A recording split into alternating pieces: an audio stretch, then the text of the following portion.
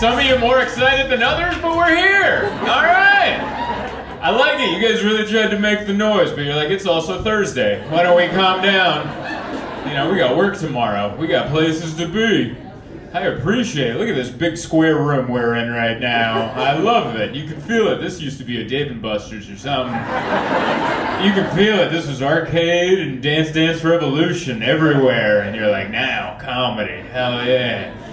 Everyone's seated like they're serving sausages or something in like a German restaurant. I like that. Nice long shoot. Everyone's just like, yeah. That's the best seating. It's a good laugh over there, or you're choking. Are you right? I'm just, oh, it's a good laugh. All right. You never know sometimes. You're like, ah, really got her. Nope, she's dying. All right. You never know. So good to be here. This is, I drove down from New York to Philly. This is my first time making that drive. There's a lot of nothing between here and there. I didn't know that. There's a lot of nothing. And they make you pay for the road. Wow, I thought you'd see something, you know? You're paying admission, you're like, oh, we're about to see some stuff. Nothing is what you see. Who came up with that? Whoever lives in that nothing? Is that how that works? They're like, well, we gotta make some money. Like a bridge troll. You wanna drive through this nothing? You wanna get to Philly? You wanna get to Philly? Oh yeah, we'll have a Starbucks. It'll be in the middle of the freeway. You'll pull in, it won't be a real Starbucks. They won't accept your app, you know? It won't be a fake Starbucks. But I like it. It was cool. I like Philadelphia. You never know. Every, we've only been here 3 hours, but everywhere we drove, I'm like, okay, yeah. You know, it's hard to tell, like, which buildings look the way they look on purpose or just from time. You know, you have to give it a second glance. You're like, no, they meant that. And you're like, no, that's an abandoned ship for no reason. Next to a Best Buy. That's where that goes. That's where you... I like that you know what ship I'm talking about. I really narrowed it down with the Best Buy, didn't I? Before I said Best Buy, you're like, well, which one? But, oh, you're talking about the Best Buy ship. Okay. The USS United States. The one that looks like the Titanic. But it didn't sink, it just went out of business. That's all that one did. Just like no one else came on, you're like, park it here. This is where this belongs. But I like it. I like Philadelphia because the first time I came here in 2019, I had traveled to other East Coast cities because I grew up in San Diego. And all the other East Coast cities, you know, they tell you, when you're from the West, they're like, all right, be careful, because they're rude out there. They'll just come in, you know, they're a little aggressive, so be ready. And then I went to, like, Boston, and I was just waiting for people to be aggressive, and nobody was. Everyone was just nice, and like, oh, you know, welcome to Boston. I'm like, all right, I like that. Went to New York, I'm like, no, totally here. And we came to Philly, and I'm like, there it is. There it is. Here I am, sitting there, terrified of a barista. I went to a nice coffee shop, and the barista was like, what will it be? And I was like, all right, I see what's going on. I love Milwaukee. I love it up here. It's like I think it's Wisconsin as a whole. Everyone's friendly, but they look like they have a story, you know? Like, it's a friendliness where you're like, hey, welcome. I live in a boxcar. And you're like, what? Everyone looks like they have a wild story. Like everyone has all their limbs, but they look like they shouldn't. You know what I mean? I don't know if I can describe that well enough. But just the different people that I've met, I'm like, yeah, all right, yeah. It's so friendly, but also like, okay, yeah. We'll keep an eye, yeah. It's a good, healthy laugh over there. I heard that. It's good. So good to be here, man. I flew in yesterday. We came in yesterday. I'm staying in West Milwaukee, I think. It's over by the baseball stadium. Yeah, that's why I hear the murmurs. I hear what you're murmuring. I heard some people go, and I'm like, I get it, because I'm there. It's fine, but also, I'm like, what is it? You know what it is? It's the Walmart. That's what it is. That's what it is. We couldn't tell. We couldn't tell because we got coffee at Starbucks. We ate a Popeyes because my fiance and I, Emma, we're chain people. You know, we like to go to the local eatery, but it's way out there. So I'm not going to take an Uber to eat at whatever the hell the local thing is, but I'll go get a Starbucks and be like, Popeye's chicken, sign us up twice, you know?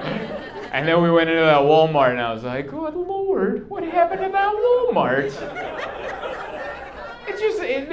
I think before I went there, someone told me, because we went to the Happy Endings Cat Cafe, and the lovely lady that runs it, she's like, oh, you're going to that Walmart? That is the most stolen from Walmart in Milwaukee. And I've never been told that before. Going into a store, it's almost like she said, yeah, I mean, pay if you want, but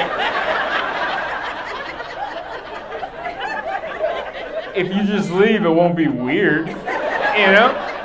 Like if you just walk out, with some contact solution and a thing of toothpaste, it won't be that weird. I like it. I feel like this is the time of year to come, you know. I don't do your winters. I don't do that. I like this. I like it. Yesterday was just cloudy, and this morning was cloudy, and I'm like, I kind of liked it, and then the sun came out, and it just went from cloudy and nice to just sun, and you're like, oh, global warming now. All right. It's like Bill Nye the Science Guy came up and was like, let me show you what global warming feels like. Just sauteed it in there. I don't know if you guys feel about it like I do, but it's weird, man. Like, we just got through a pandemic, and then now global warming, and there's inflation and viruses. Everyone hates each other. I feel like Earth feels like a restaurant that's trying to close. And humanity is that last table in the corner that just isn't getting the hint. Like, the servers are coming around vacuuming, and the house lights are on, and we're just like, what's going on? I think they're trying to close, and we're still here, you know?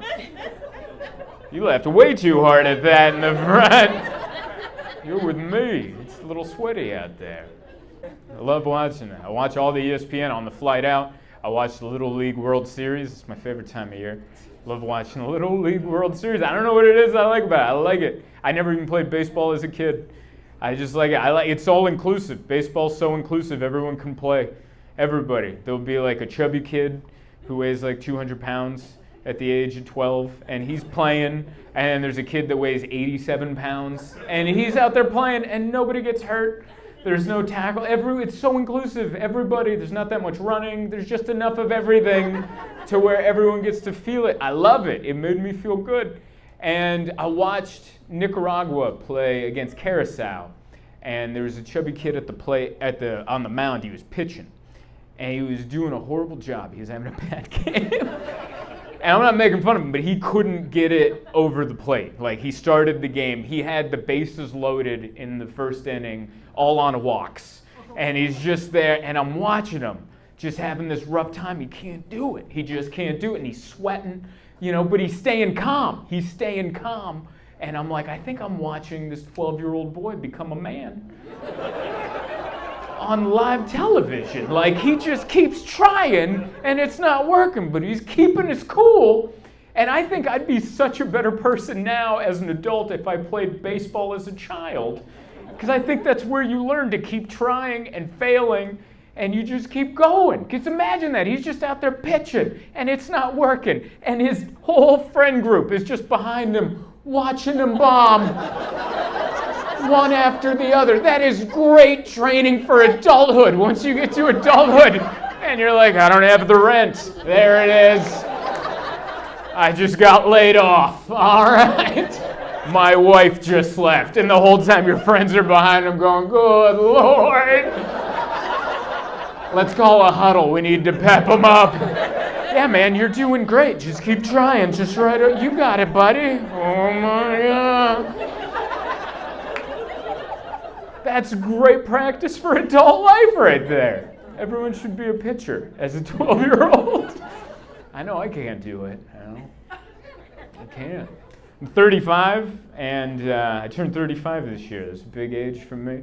hit 35, and I've realized it's been me all along. You ever make that? I think that's what 35 is for. That's when you realize it's been you. I think in your 20s you have fun, then you hit 30 and you're like, I gotta cut these toxic people out of my life. And then you hit 35 and you're like, oh, it was me? It's been me this entire time? Damn it! I could have thought, I swore it was David. And I haven't seen David in 7 years. It's been me this entire time. Doing my best, man, trying to work on it. I don't know. I think the key is just to be happy no matter what. I think that's what it is. I'm sorry, is that too positive? 10 of you were like, yeah, and the rest of you were like, I don't care for that positivity. Because it's Christmas, but it's not. Right? I think we all know Christmas died in 2019. And for the last 2 years, we just talk about him like our favorite grandpa. Do you remember when Christmas was here?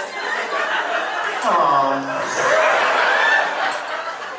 Because we know it's not over. Deep down inside, we know it's not over. I haven't looked at the stats of the virus for so many years. I looked it up, and I was like, how many people have died of this thing? And worldwide, over 5 million people have been killed by it. And I think we can all agree it's not nearly enough. We've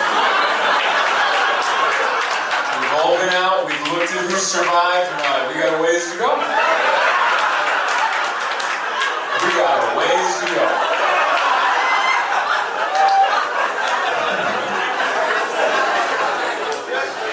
And I think the longer we get comfortable with that, just enjoy the small things. I stay at home, I watch trash TV. That's what I do, alright?